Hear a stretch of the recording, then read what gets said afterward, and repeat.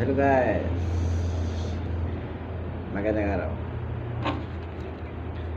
Gumawa po ako ng content na tungkol po sa mga taong umangat na sa buhay, nagkaroon ng pera, na dapat po hindi ipagyabang, hindi na maging mayabang.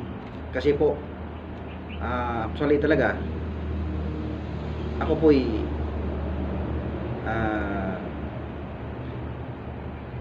mayaman na dati pa yun, so naging milyonaryo ako.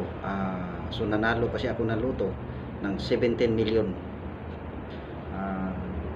Yung time na yun talagang masasabi mo na talagang higher na yung pag-uugali mo. Yung dating ugali ko na medyo okay pa naman, so parang nagbago. Hindi na, para talagang nagbago. Kaya ang naging mayabang na ako kasi dumating rin ng time na parang nakalimot ako sa Panginoon, nakalimot ako sa Diyos, na hindi na ako nagsisimba. So puro inom, sugal, kahit ano nung bisyo. Kasi mga barkada mo parang parang ka na, ayaw mo nang maniwala sa mga taong mababa lang sa'yo.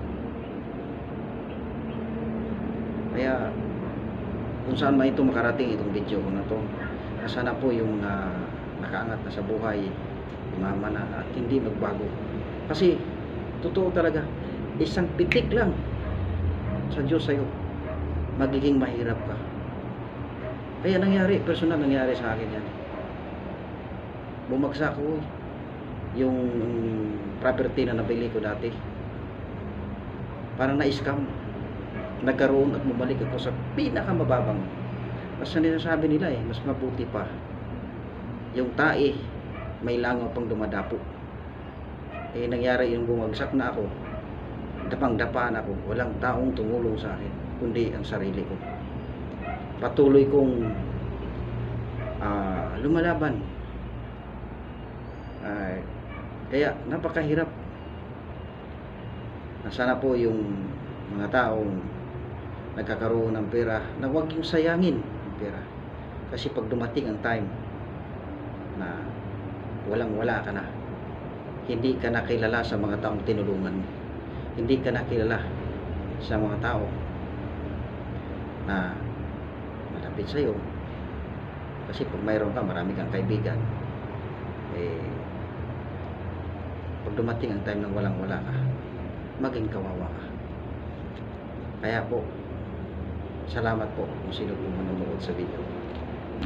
Okay, ito katunayan ko, itong passbook na to ang naiwan sa akin, ang natira sa akin, ito na lang.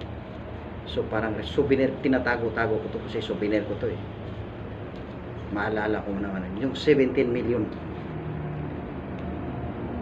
Thank you.